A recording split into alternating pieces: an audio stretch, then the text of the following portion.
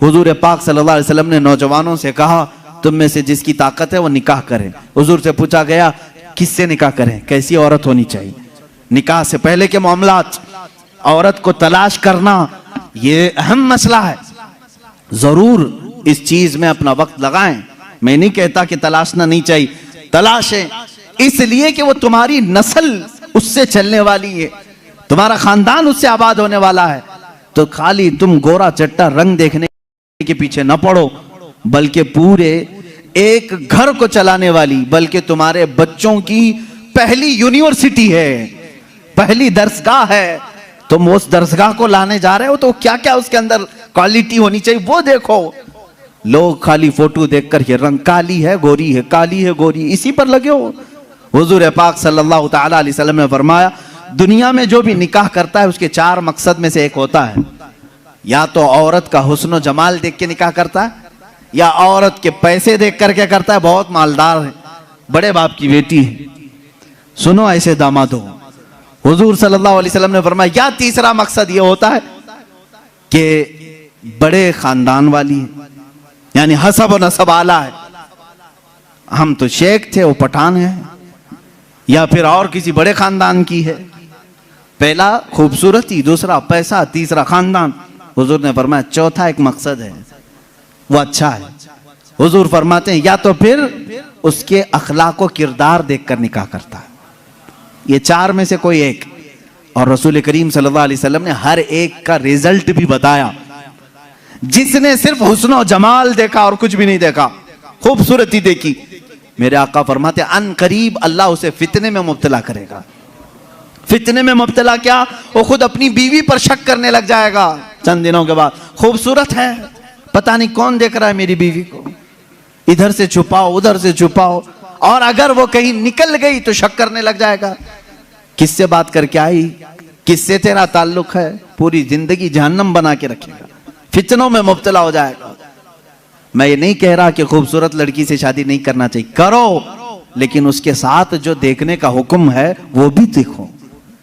खूबसूरत औरतें, खूबसूरत लड़कियां तुम्हारे लिए नुकसानदेह नहीं, अच्छी हैं, लेकिन उसके साथ जो देखने का हुक्म है वो देखना जरूरी। मेरे आका सल्लल्लाहु अलैहि वसल्लम ने दूसरे नंबर पर फरमाया, जिसने सिर्फ माल देख करके निकाह किया, बहुत पैसे वाला घर है, निकाह करो इससे, क्योंकि निकाह के साथ गाड़ी घोड़ा सब आएगा। हुजूर पाक सल्लल्लाहु अलैहि वसल्लम फरमाते हैं अन करीब अल्लाह उसे फकीर बना देगा, उसे मोहताज बना देगा। ऐसे दामादों को देखा है हमने, हर एक से कर्जे लेते रहते हैं। हाँ, ससुर से तो मिला ही था लेकिन बरकत कुछ नहीं हुई, फिर इससे 4 इससे 4 उससे 4 कर्जे में ही डूबा है, और ये कर्ज की लानत उसकी खत्म नहीं होती। ढूंढ के देखो, ऐसे बहुत दामाद मिलेंगे, या तो फिर वो घर जमाई बनेंगे। तीसरा, जो बड़े खानदान को देखा, हुजूर पाक सल्लल्लाहु अलैहि वसल्लम फरमाते हैं अल्लाह उसे रुस्वा कर देगा, वो जलील हो जाएगा लोगों में। हाँ, जिसने अखलाक व किरदार देखा, औरत के अच्छे अखलाक व किरदार, उसकी दीनदारी देखा, हुजूर फरमाते हैं अल्लाह उसे दुनिया में भी बरकत देगा, आखिरत में भी बरकत देगा। अब इसके साथ प्लस क्या है, नंबर 1 तुमने दीन देखा, अखलाक व किरदार देखा, उसके साथ हुस्न जमाल भी मिल गया तो बोनस है तुम्हारे लिए, साथ में मालदार भी मिली तो भी प्लस पॉइंट है, बड़े खानदान वाली भी मिली तो और अच्छा है, सोने पे सुहागा है। हाँ, लेकिन नंबर 1 सबसे पहली चीज उसकी दीनदारी। तुम्हारे घर की औरतों को जब भेजो किसी लड़की को देखने के लिए, सिखा करके भेजो, जाते ही ये ना पूछें क्या क्या पकाना आता है, क्या क्या सिलना आता है, एम्ब्रॉयडरी आती है कि नहीं आती है, ये नहीं, सबसे पहला सवाल करो कि कुरान कितना पढ़ा है, कुरान पाक तजवीद के साथ जानती है नहीं, पहला सवाल करो अपनी बहुओं से। उन सासों के लिए मैं कह रहा हूं, कढ़ाई लिखाई और सिलाई ये पूछना बाद की बात है, पहली चीज उसका दीन पूछो। और उसके बाद मेरे अजीजों, हम सब के लिए सबसे पहला सवाल ये है, उस खातून से ये पूछो कि अहले सुन्नत व जमात से क्या ताल्लुक है। औरतों की तरफ से मर्द के घर जाएं तो भी ये सवाल हो, इसलिए कि ये इश्क़ मुस्तफा की जड़ है, और जहां जड़ खराब हो तो फल नहीं आ सकते। ये सबसे पहला सवाल है कि उसके घर में दीन मुस्तफ़ा कितना है, इश्क मुस्तफ़ा कितना है। ये सबसे पहली चीज। अब याद रखना, जिस खातून को इस सवाल के साथ तुम लाए हो, उसकी जिंदगी पूरी अल्लाह रब्बुल इज्जत की जिम्मे करम पर है। फिर औलाद अल्लाह के जिम्मे करम पर है। हुस्न जमाल के साथ अल्लाह तुम्हें बाअखलाक औलाद अता करेगा, बाअखलाक औलाद अता करेगा।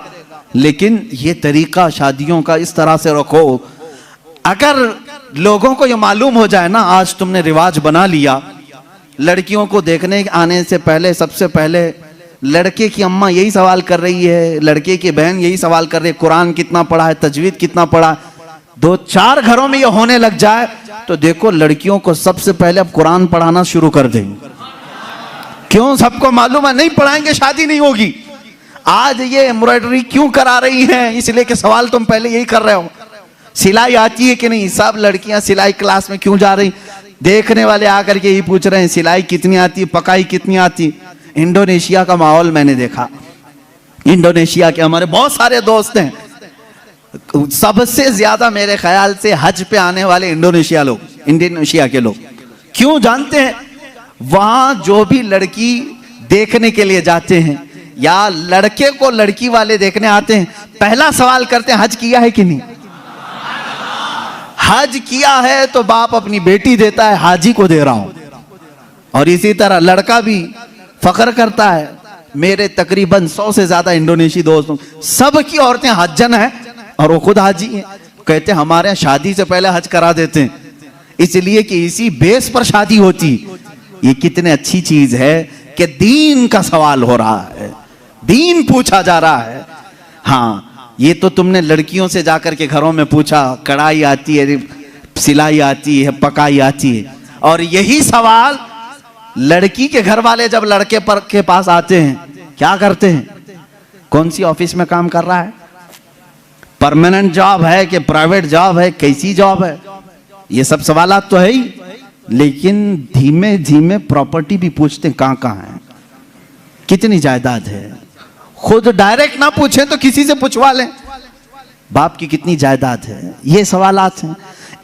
इन बेसिस पर, इन बुनियादों पर जब शादियां होंगी तो खुरापात नहीं तो और क्या होगा।